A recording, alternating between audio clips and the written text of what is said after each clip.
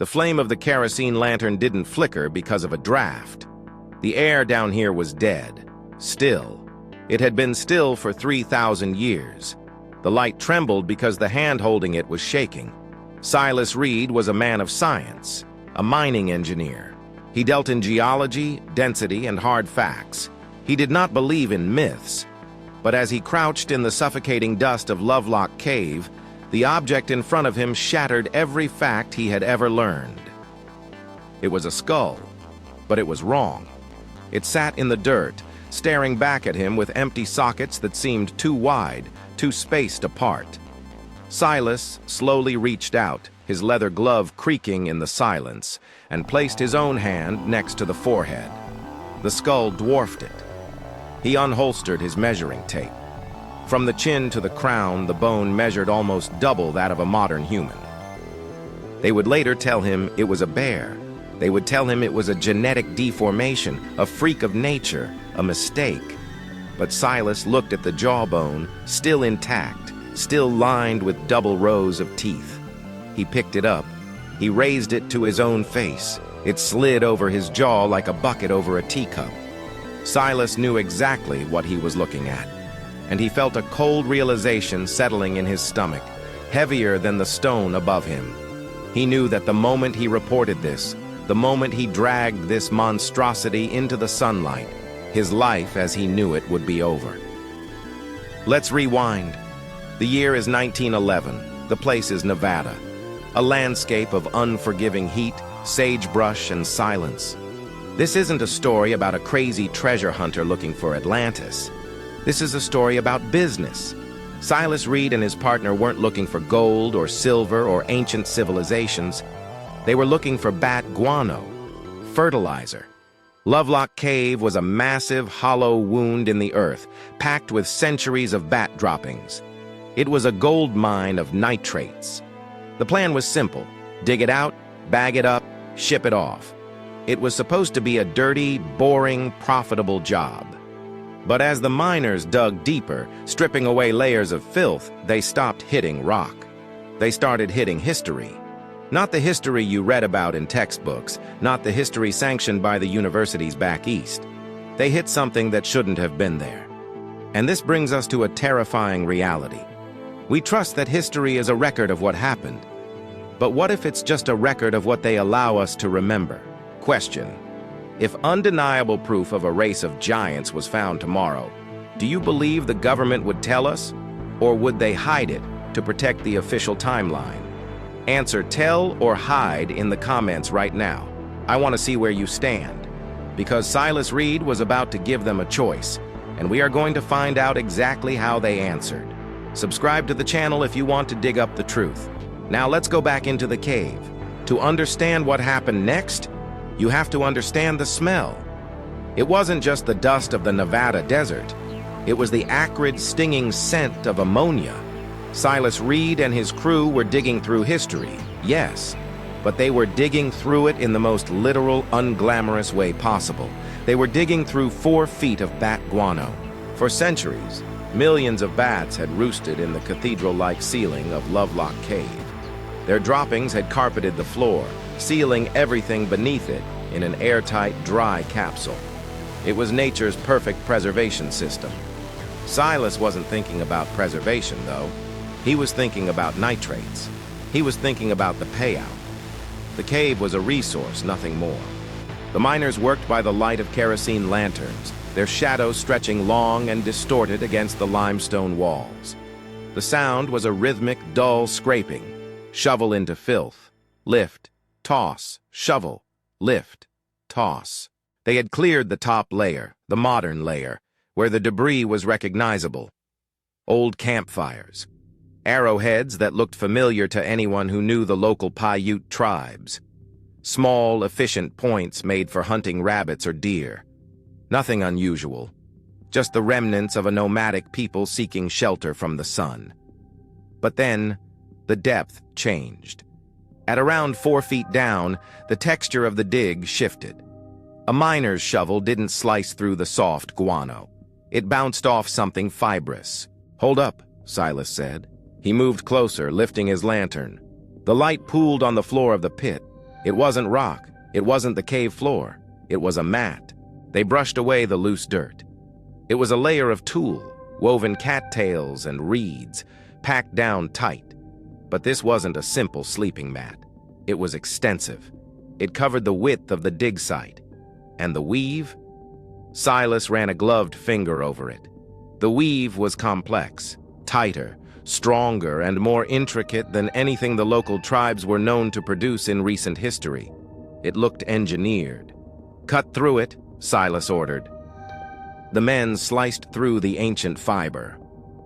As they peeled it back, a puff of stale, stagnant air rose up, air that hadn't circulated since before the Roman Empire fell.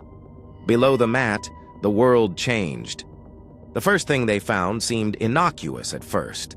It was a decoy, a duck, crafted from twisted tulle and feathers. Silas picked it up. It was beautiful in a haunting way. The feathers were still iridescent, preserving their sheen in the darkness. It was a masterpiece of craftsmanship. But it was the proximity to the next object that made the hair on Silas's arms stand up.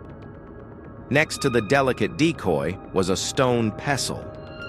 In 1911, Silas had seen plenty of pestles. The indigenous people used them to grind pine nuts. They were usually the size of a large potato, maybe a little bigger. A tool meant to be held in one hand. The object sitting in the dirt before him was a boulder. He reached down to lift it. He expected it to be heavy, but he didn't expect to strain. He had to use two hands, engaging his back muscles just to hoist it off the ground. He turned it over. The wear patterns were clear. This was a pestle. It had been used to grind. But who? Who uses a 20-pound rock as a hand tool? A man of average size would shatter his wrist trying to work with this for 5 minutes. Silas set it down with a heavy thud. He looked at his own hands. Then he looked at the tool. The scale was wrong. It was like finding a coffee cup the size of a bucket. It implied a user with a physiology that didn't match the men standing in that cave. "Keep digging," Silas said, his voice dropping an octave. Carefully. The jokes among the crew had stopped. The air felt heavier. The shadows felt darker. A few feet away, a miner gasped. He didn't call out. He just gasped, a sharp intake of breath that echoed off the walls. Silas scrambled over the uneven floor to where the man was pointing. Sticking out of the dry earth was a sandal. Silas knelt. He brushed the dust away with a paintbrush he kept in his kit. The sandal was perfectly preserved. The dry cave air had turned the fiber into something nearly petrified, stiff but intact. Silas unholstered his measuring tape. The metal ribbon clicked as he pulled it out. He hooked the end to the heel of the sandal and stretched it to the toe. He blinked. He shook his head, thinking the flickering lantern light was playing tricks on his depth perception. He leaned in closer, 15 inches. He looked at the miner's boot next to it. The miner was a big man, 6'2", wearing a heavy work boot. The ancient sandal dwarfed it. Silas did the mental math. He was an engineer. He knew ratios. A human foot is roughly 15% of a person's height. If this sandal was fitted for a foot that was 15 inches long, the owner of that sandal would have to be nearly 8 feet tall. "Maybe it's oversized," one of the miners whispered. "Like a snowshoe?" For the mud, Silas shook his head. "Look at the wear pattern." He pointed to the indentation of the heel and the ball of the foot. This wasn't a snowshoe. This was form-fitted. Someone wore this. Someone whose foot filled every inch of it. They cataloged it, labeled it, wrapped it. But the unease was growing. They were intruders in a house of giants, and they were beginning to feel the eyes of the past watching them. They pushed deeper, past the sandals, past the impossible tools, into the layer of ash. The Paiute legend spoke of the Si-Te-Cah, the tool eaters. They said these giants were the enemies of all the tribes. They said the tribes banded together in a desperate war to exterminate them. They said they trapped the last of the giants in this very cave, piled brush at the mouth and set it on fire. They burned them alive. Silas had always thought it was a campfire story. a myth to scare children. But here, 6 feet down, was a layer of black compacted ash, a burn layer, the physical receipt of a genocide, and beneath the ash, they found the survivors who didn't survive. "Mr. Reed," a voice called out from the back of the chamber. "You need to see this." Silas walked to the back wall. The miner had cleared away a section of loose rock. Behind it was a niche, a natural shelf in the cave wall, and resting on that shelf was a bundle. It was a mummy. It wasn't wrapped in the fine linens of Egypt. It was wrapped in animal skins and heavy woven fabric. The body was curled into a fetal position, knees to chest. But even curled up, the mass of it was shocking. The skin was dry, tight against the bone, brown and leathery. But it was the head that drew Silas's eye. The skull was massive. The forehead sloped back aggressively, and clinging to the scalp, dusty but unmistakable, was hair. It wasn't the jet-black coarse hair of the Paiute. It was fine. It was wavy, and it was red. A deep copper red that shimmered in the lantern light. Silas reached out, his hand trembling slightly. He touched a lock of the hair. It was real. He looked at the jaw. It was strong, square, and jutted forward. The mouth was slightly open in a silent, eternal scream. Silas shone his light into the oral cavity. He had heard rumors of this, whispers from other prospectors. He tilted the head back gently. He counted the teeth. They were large, heavily worn, but there were too many of them. The molar roots were thick, deep. It looked crowded, almost as if the teeth were fighting for space in a jaw that was already twice the size of a normal man's. "Get the tape," Silas whispered. They measured the mummy in situ. Even in the fetal position, the length of the femur, the thigh bone, was absurd. Silas measured his own femur against it. The mummy's bone was inches longer. If this man stood up, he wouldn't just look Silas in the eye. Silas would be staring at his chest. This was a man who stood 7.5, maybe 8 feet tall. A man with red hair. A man wrapped in a technology of weaving that shouldn't exist here. Silas sat back in the dirt. He looked around the cave. The shadows seemed to take the shape of the titans that had once called this place home. He looked at the 15-inch sandal. He looked at the 20-pound pestle. He looked at the red-haired king sleeping on the shelf. The skepticism of the engineer died in that moment. The logic of the modern world shattered. Silas Reed wasn't just mining fertilizer anymore. He had just stumbled upon the biggest secret in human history. He had found the Si-Te-Cah, and for a brief, fleeting moment he felt a surge of triumph. He thought the world would want to know. He thought the Smithsonian would herald this as the discovery of the age. He had no idea that he had just signed a contract with silence. He had no idea that by digging up these bones, he was digging his own reputation's grave. But for now, in the dark, there was only the shock, the awe, and the red hair, glowing like embers in the dark. Silas Reed thought he had won. That was his first mistake. In the days following the discovery, the atmosphere in the mining camp changed. The men walked taller. They weren't just shoveling bat dung anymore. They were the guardians of a new chapter in human history. Silas spent his evenings by the oil lamp drafting letters. He wrote to the University of California. He wrote to the newspapers in Reno. And with a trembling hand, he wrote to the Smithsonian Institute in Washington, D.C. He imagined the response. He pictured excited professors jumping on trains. He pictured photographers, headlines, a rewriting of the chronology of the Americas. He saw himself standing at a podium, the 15-inch sandal in one hand, the giant skull in the other, receiving the applause of the scientific community. He sent the telegrams. And then he waited. The desert has a way of amplifying silence. For weeks, there was nothing. Just the wind howling through the sagebrush and the scratching of the miners' shovels. But Silas remained confident. Big news takes time, he told himself.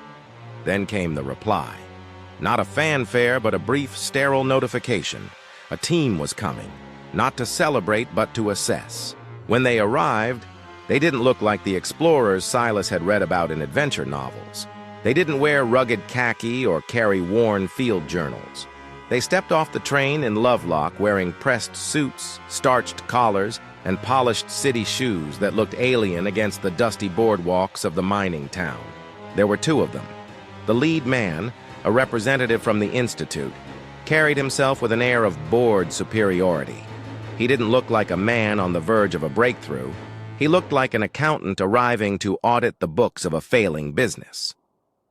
Silas met them at the station, his hand extended, a grin plastered on his face. "Gentlemen," he said, "you're just in time. We've uncovered more. Another cache of weapons near the north wall." The Institute man didn't smile. He just nodded, adjusted his glasses, and said, "Show us the material, Mr. Reed." The ride to the cave was quiet. Silas tried to fill the silence with details. Measurements, soil composition, the burn layer. But the men just stared out at the horizon, taking notes in small, leather-bound pads. They weren't listening. They were waiting. When they entered the cave, the dynamic shifted. Silas led them to the main table where he had laid out the crown jewels of the find: the giant pestle, the 15-inch sandal, and the skull. Silas watched their faces, waiting for the gasp, waiting for the shock. The lead agent walked up to the skull. He didn't gently lift it with reverence. He picked it up like one might pick up a cantaloupe at a market. He turned it over, glancing at the double rows of teeth. "Interesting," the agent muttered. "Interesting," Silas stammered. "It's impossible. Look at the size of the cranial vault. Look at the dentition. This man was nearly 8 feet tall." The agent set the skull back down. He pulled a handkerchief from his pocket and wiped his hands, as if the bone were covered in something infectious. "Gigantism," the agent said flatly. "A pituitary condition. We see it from time to time in native populations. It's a pathology, Mr. Reed, a disease, not a race." Silas felt a flush of heat rise up his neck. "A disease? There are dozens of them. Men, women. We found children with jawbones larger than adults. A genetic disease doesn't create an entire tribe of giants." "And what about the hair?" "It's red." "Pigment degradation," the second man chimed in, his voice nasally and dismissive.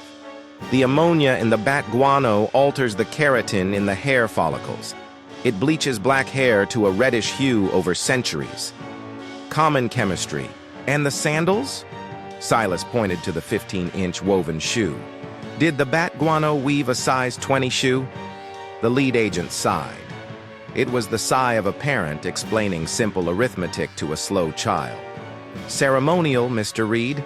Many tribes create exaggerated effigies for ritual purposes. Just because they made a large sandal doesn't mean they had a large foot. It's symbolic, an offering to the gods." Silas stood there, his mouth slightly open. He was being gaslit. He was an engineer. He knew how to measure reality. He knew that a disease didn't build an army. He knew that you don't weave a complex, weight-bearing sandal with wear patterns on the heel for a symbol. "You're wrong," Silas said, his voice hard. The agent turned to him. The boredom was gone from his eyes, replaced by a cold, steel resolve. "Mr. Reed, we are the experts. We determine what is historical fact and what is folklore. Now we are authorized to take these specimens back to the Institute for proper preservation. The conditions here are unsuitable." It wasn't a request. Within an hour, the assessment turned into a raid. The men from the east didn't bring tools for excavation.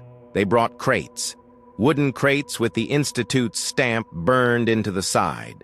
They moved with a speed that contradicted their earlier lethargy. They began sweeping the tables. The skull went into a box filled with straw. The jawbones followed. The giant pestle was heaved into a reinforced crate. Silas watched as they packed away the red-haired mummy. They weren't treating it like a person. They were treating it like contraband. "Wait," Silas said, stepping forward. "I want a receipt. I want a full inventory of everything you're taking. This is my claim, my discovery." The lead agent paused. He pulled a piece of paper from his jacket and scribbled a few lines. He handed it to Silas. It was a generic bill of lading. It listed miscellaneous biological specimens and indigenous artifacts. No mention of giants. No mention of measurements. "This doesn't say what they are," Silas protested. "It says what they are to us," the agent replied. "Specimens." They worked through the afternoon. By sunset, the cave had been stripped of its most impossible treasures. The anomalies were nailed shut in pine boxes. The miners stood around, leaning on their shovels, watching their hard work disappear. They looked to Silas for orders, but Silas was paralyzed. He was witnessing a robbery that was perfectly legal. The wagons were loaded. The horses snorted in the cooling desert air. Silas walked up to the lead agent one last time as he climbed onto the wagon. "You're going to put these in a museum, right?" Silas asked, a desperate note in his voice. "People need to see this. The world needs to know about the Si-Te-Cah." The agent looked down at Silas from the high seat of the wagon. The setting sun cast long shadows across his face, hiding his eyes. "The world is a complicated place, Mr. Reed," the agent said.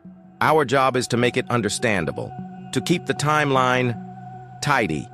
Some things don't fit in the timeline. Some things are better left as legends." He snapped the reins. The wagon lurched forward. Silas stood in the dust, watching the convoy head back toward the train station. He watched the crates bobbing on the back of the wagons. Inside those boxes was the proof that everything we knew about human history was wrong. Inside those boxes were the kings of a lost world.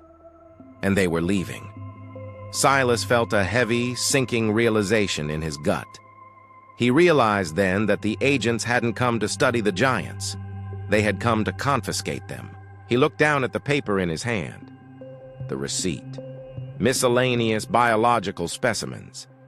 The wind picked up, blowing dust over the tracks of the wagon wheels, already beginning to erase the evidence that they had ever been there.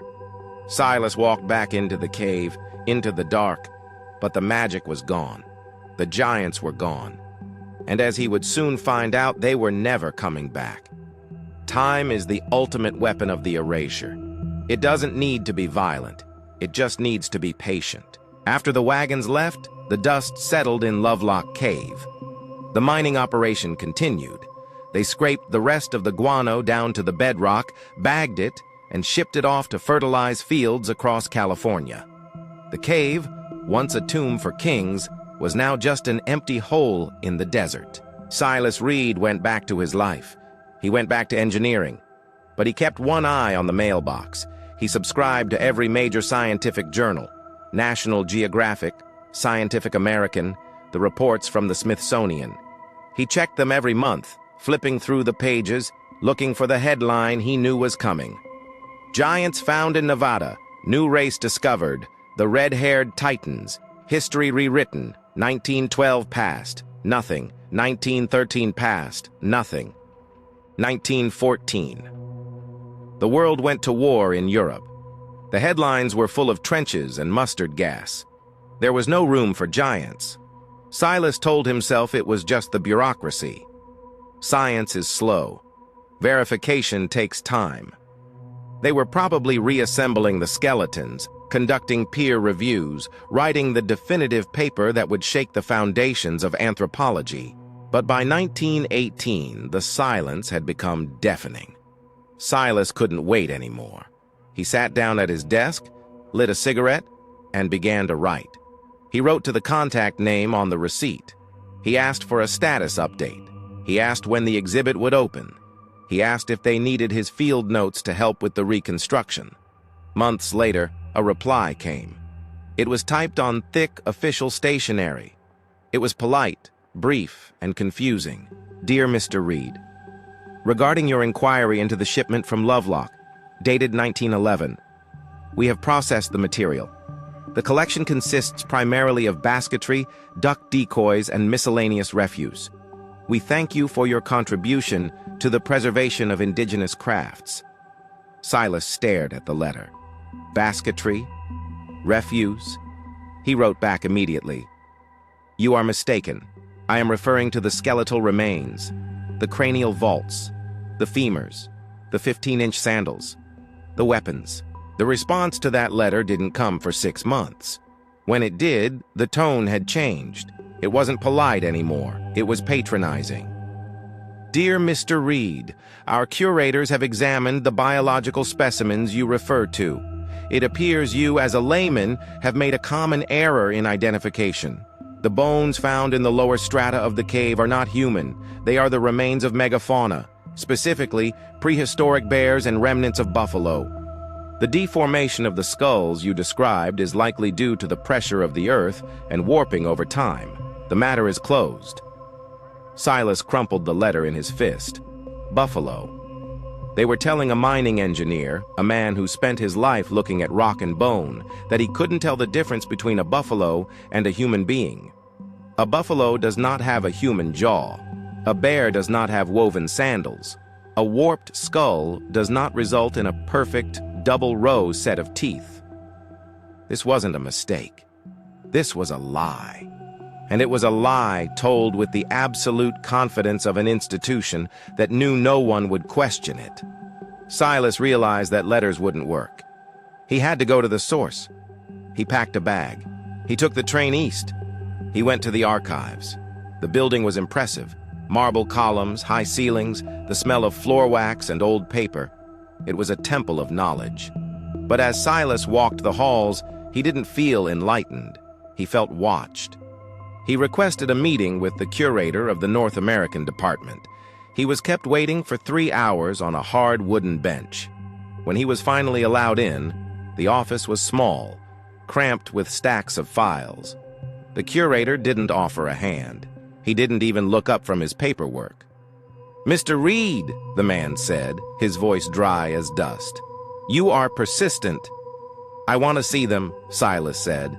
"I want to see the crates. I know you have them. I saw them loaded onto the train." The curator took off his glasses and rubbed the bridge of his nose. "We received thousands of crates, Mr. Reed. Things get lost. Things get broken. Things get reclassified." "You can't lose an 8-foot skeleton," Silas snapped. "You can't misplace a jawbone that fits over a man's head." The curator stood up. He walked to a filing cabinet, unlocked it with a small brass key, and pulled out a ledger. He flipped through the pages. The sound of the paper turning was the only sound in the room. "Here," the curator pointed. "Lovelock Cave, 1911, inventory." Silas looked at the page. His eyes scanned the list. Item 104, woven mat. Item 105, stone pestle, large. Item 106, dried animal bones, discarded. Item 107, ceremonial sandal fragments. Silas felt the blood drain from his face. "Discarded?" he whispered. "You threw them away?" "Space is limited, Mr. Reed," the curator said, closing the book with a heavy thud. "We keep what is valuable. We keep what fits the historical record.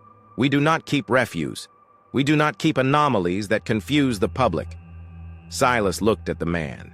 He realized then that he wasn't talking to a scientist. He was talking to a gatekeeper. "It doesn't fit the record," Silas said slowly. "That's it, isn't it? If those bones are real, then your textbooks are wrong. If those giants are real, then the history of this continent is different than what you teach. You didn't throw them away because they were trash. You threw them away because they were dangerous." The curator didn't blink. He just smiled, a thin, tight smile that didn't reach his eyes. "Mr. Reed, history is a narrative. It is a story we agree upon. To introduce monsters into that story would serve no purpose but to create chaos. We protect the narrative. We protect the consensus." He gestured to the door. "Good day, Mr. Reed. Do not write to us again." Silas walked out of the building. He stood on the steps, looking at the city. He felt small, smaller than he had ever felt in the presence of the giants. He realized the genius of the erasure.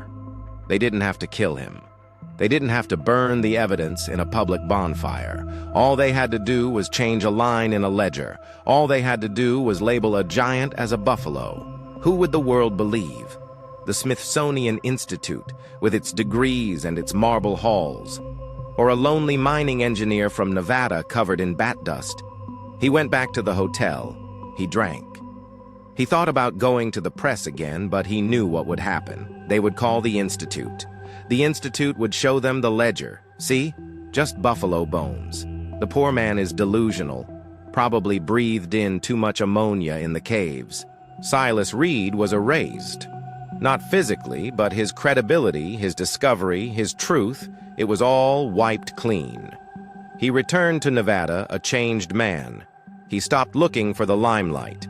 He stopped writing letters, but he never stopped knowing. Years later, visitors would come to the small museum in Lovelock. They would see the duck decoys. They would see the baskets. And sometimes, if they were lucky, they would meet an old miner at the local bar. He would tell them a story about a day in 1911, a story about red hair and 15-inch sandals. Most people laughed. They called it a tall tale, a campfire ghost story. But Silas knew. The erasure was almost perfect, but it wasn't total, because they couldn't erase his memory. And they couldn't erase the fact that down there in the dark, the earth still held secrets that no ledger could hide. The giants were gone from the museum, but the empty space they left behind, that was the loudest proof of all. Silas Reed died knowing what he saw. He died knowing that beneath the desert floor of Nevada, monsters had once walked. Today, if you go to the museum, you might see a few baskets from Lovelock Cave. You might see a duck decoy, but you won't see the giants. However, sometimes the eraser misses a spot. In the back rooms of small local museums in Nevada, hidden in dusty drawers, you can still find a few stray bones, a femur too thick for a man, a jawbone that swallows a human face. The evidence is there, fragmented and scattered, waiting for someone to put the pieces back together. We answered the question at the start. Would they hide it? Silas Reed's life is the answer. They didn't just hide it, they buried it. But the earth has a funny way of pushing things back to the surface. The truth is down there, in the dark, waiting for the next lantern to flicker. Until next time, keep digging.